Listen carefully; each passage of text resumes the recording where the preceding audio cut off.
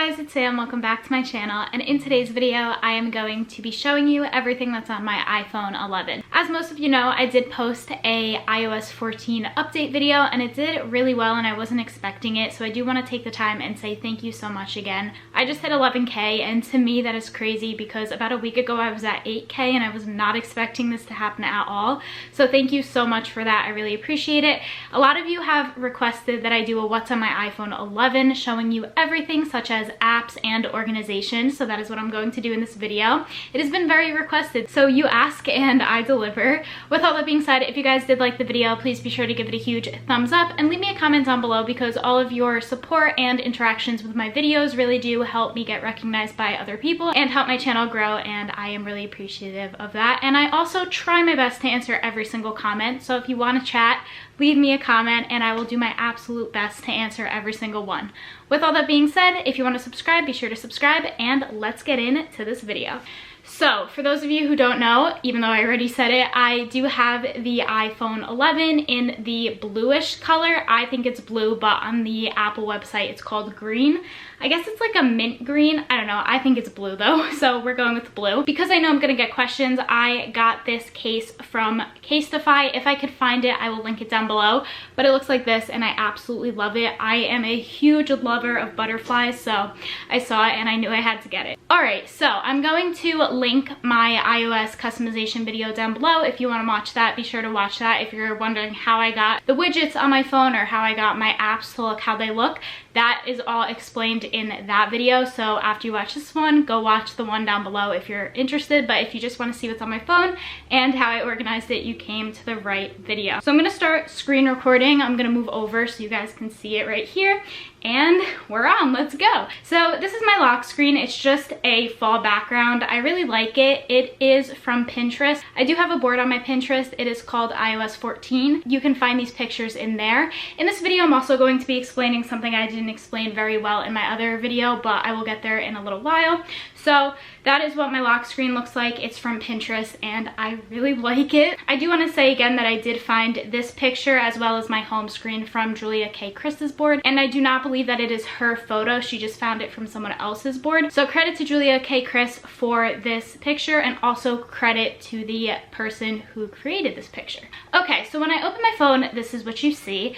At the very top, I have a widget and I did get that through the app Widgetsmith, and I was kind of going for a pink aesthetic, as you guys can probably see by how my home screen looks. I really like it and I like how the date changes with the actual day. So for me, I just liked the whole aesthetic of having like Thursday, September 24th. I don't know, I just really like it. And then underneath it, I have the clock. Another cool thing about the clock is the clock changes as well. So basically the exact time that it is, so 10:56 for example, it will change and update with the clock on the widget. So that's really cool. Moving next to that, I have my social media folder. Now I have this folder here just because I use social media the most other than messages and everything, which we'll get to in a little while.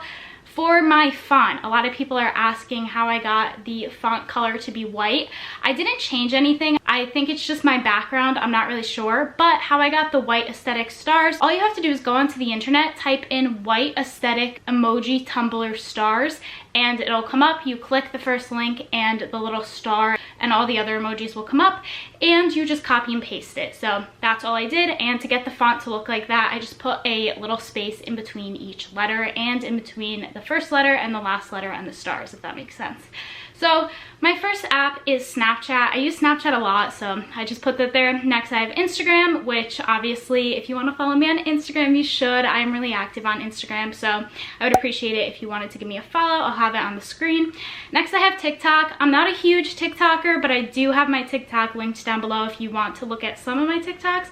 They're not really the best. I don't really like TikTok as in me making TikToks, but I love TikTok for entertainment. Next I have YouTube. Obviously I am a YouTuber, so I'm always on YouTube. Then I have YouTube Studio. For YouTube Studio, this is how I check my analytics and everything like that. I really like this app. Then I have GroupMe. GroupMe I don't really use for anything other than my sorority, but I do need it because I get a lot of sorority messages. Then I have Facebook. I don't really use that either. And then I have Twitter. I use Twitter occasionally. If you want to follow me, I'll have it linked down below, but I don't use it a lot, if that makes sense. Next, I have Facebook Messenger, which I actually have because I was selling some clothing on Facebook and I needed it to get in contact with the people who wanted to buy it, but I don't really use it other than that. Then I have WhatsApp, which I use for my job. That's like how we stay in contact with each other. Then I have Visco. I love Visco, so if you want to follow me on Visco, my Visco is Samantha Costa 1, and I post occasionally on there, so I recommend you follow me if you want to. Then I have Zoom. I don't know why Zoom is in here. I guess it's kind of a social media, but I use this to chat with Natalie Barbu, and I use this to chat with some of my other friends as well. I don't use it for school though, so that's a little weird because I know a lot of people do, but I use Microsoft Teams for school, which we'll get to in a little bit. Then I have Pinterest. Pinterest is one of my favorite apps ever, other than Instagram, YouTube, and Snapchat. So if you guys want to follow me on Pinterest, I would be so happy if you did. My Pinterest, I believe, is just Sam Costa with 2 A's and then a 3 at the end. It is linked down below, and this is the board you would go on if you wanted to have the same background as me and everything that I have on my phone. So that is just something I wanted to show you just in case anyone was confused. Then I have Poshmark. I don't really use Poshmark anymore, but I just have it there for purposes of if I do want to use it occasionally. Then I have Google Calendar. I'm not going to open this app, but I love Google Calendar. It's literally one of my favorite apps to use. It keeps me so organized and I recommend it. Then I have Gmail, which is more my business email, so how I do sponsorships and get in contact with brands. Then I have Google Maps, which I use occasionally, and then I have Google Photos. Google Photos is literally so cool. You can download all your photos from your phone to Google Photos and it'll just store it in the app. So then when you get a new phone, you don't have to transfer all your photos to your Mac and then transfer them back to your phone. You could just log into your account and all of your photos will be there. So that's really cool. Then on the next page, I have Google AdSense. This is just something I use for my YouTube and to see how much money I'm making. Now next to it, I have my school folder. So for this folder, I have Outlook. That is how I get in contact with my professors and how they contact us. Then I have Teams. This is what I use for video chatting. So this is where I go for all my classes, and this is also how I get in contact with my groups. If I have a project to do and we have to work in teams or something, this is how I will contact them if they're not my friend and don't already have my number, just because it's easier to make group chats on Teams. Then I have Omega One. Omega One is something I use for my sorority. Then I have Blackboard, which is just something my teachers use to post all of our classwork on. Then I have Shoe Mobile. For those of you who don't know, I go to Seton Hall University, so this is just an app for my school. And then I have this app over here. I don't know how to say it, but this is just how I can check my grades for the final semester and like for the final grades. This is how I can see what the final grade is. Then moving over to Photos, I have a lot of apps in Photos because I love editing. So the first app I have is Camera and Photos. I obviously use the camera app a lot, and then Photos is just my photos. Snapseed is an app where you can like erase certain things from photos. So for example, if I'm taking this picture and I don't want the door handle in my picture, I could just erase it by selecting it and it'll go away, so that's cool. Then I have Story Chick. That's something I use for Instagram. It's just a cool way to customize your stories. Then I have Canva, Lightroom, and PixArt. Now Canva, Lightroom, and PixArt is something that I use all for my thumbnails as well as Fonto. Lightroom is something I use for Instagram presets as well. I did make some of my own, and then I do use other people's as well, so that is something I really like to do just because it's a lot easier to just use a preset in my opinion. Then I have the VHS app, which is something that just makes the camera look like vintage and like an old VHS camera. Then I have the Teza app, which is just something I use to get the stardust features on the picture if I wanted it to be like a little sparkly over the picture. And then I have the Camera Connect app, which is how I get my pictures from my Canon camera, which I'm filming on, to my phone without having to transport it to my computer. So that is everything I use. And for something that I was talking about before, a lot of people were asking me how I found certain icons in PixArt. So I just wanted to clarify that because I've had so many questions about it and I just wanted to make it clear for you guys. So what you do is you are going to get a pink background or whatever color you want, and then you're going to hit sticker. You're going to type in messages.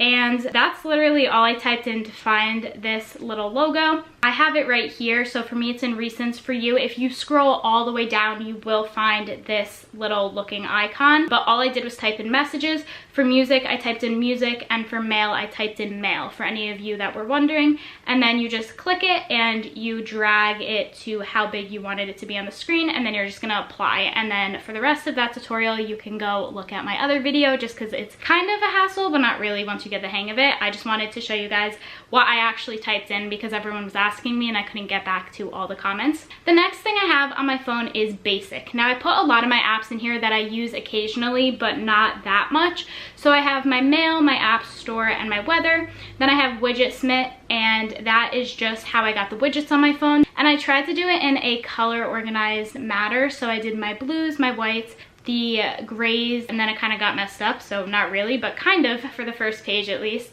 So then I have my reminders, my health app, my calendar, my notes, and my clock. Then I have calendar, contacts, maps, podcasts, settings, find my iPhone, TV, home, and tips. And then I have App Store, Life 360, which is something my mom just likes us to have on our phone just in case. iTunes Store, music, settings, files, translate, which is something that came with the new iOS setting, shortcuts, which I use a lot now to get my apps to look different on the bottom, and Starbucks, which is amazing because I love Starbucks. So that's just a quick overview of that little folder. Then I have another widget on the bottom. This picture is again from Julia K. Chris's board, but I did put it in my board, but I just want to give her credit because I found it from her board. And again, credit to the original owner of this photo. But I really liked it and I thought that it matched my whole aesthetic that I was going for. Now, on the bottom, I've gotten so many questions about this and I'm finally gonna answer them. So, how did I get my dock to look pink?